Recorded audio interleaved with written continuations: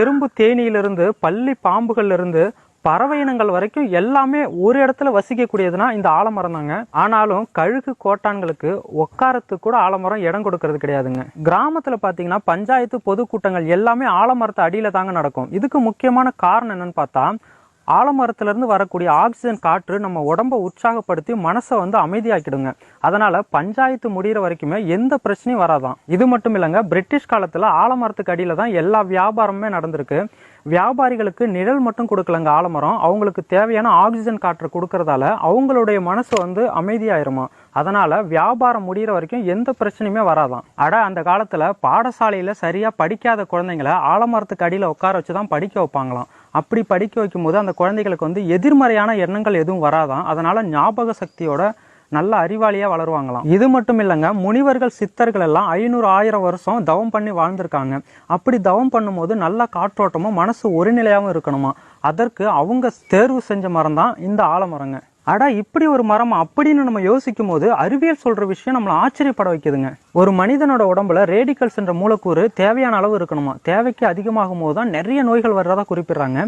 இந்த ரேடிக்கல்ஸ் மூலக்கூறை கட்டுப்படுத்தக்கூடிய ஆன்டி ஆக்சிடென்ட் இந்த ஆலமரத்தோட சாறுல இருக்கிறதா குறிப்பிடுறாங்க. அடுத்தது கருமேகங்களை சுண்டி இழுக்கக்கூடிய மரங்கள்ல முதல் இடத்துல இருக்கிறது ஆலமரம் தாங்க. அதனாலதான் வங்காளம், அசாம் போன்ற மாநிலங்கள்ல நிறைய மழை பெய்யுதுங்க.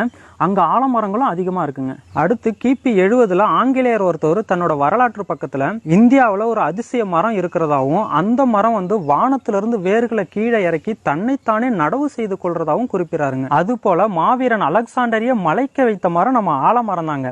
எப்படின்னா, அவர் இந்தியாவுக்கு போர் புரிய வரும்போது தன்னோட 7000 படை வீரர்கள் ஒரே ஆலமரத்து அடியில உட்கார்ந்துதான் ஓய்வெடுப்பாங்களாம். இதை கிரேக்க நாட்டு ஆசிரியர் ஒருத்தர் ரொம்ப பெருமையா குறிப்பிடாருங்க. ஒரு சின்ன மீன் முட்டையை விட ரொம்ப சின்னதா இருக்குமா ஆலமரத்தோட விதை.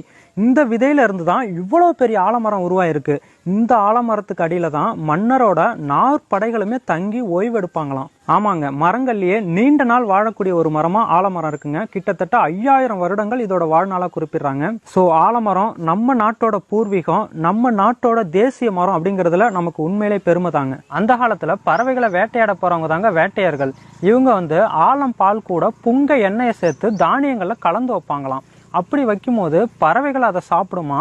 அப்போ அது மயக்க நிலைக்கு போயிருமா. அந்த நேரத்துல பறவைகளை ரொம்ப சுலபமா வேட்டையாடிடுவாங்களாம். அடுத்து போருக்கு சென்ற வீரர்கள் திரும்பி வந்ததும் அந்த ஆலம் பழத்து கூட இளந்தளிர்களை மென்று திம்பாங்களாம்.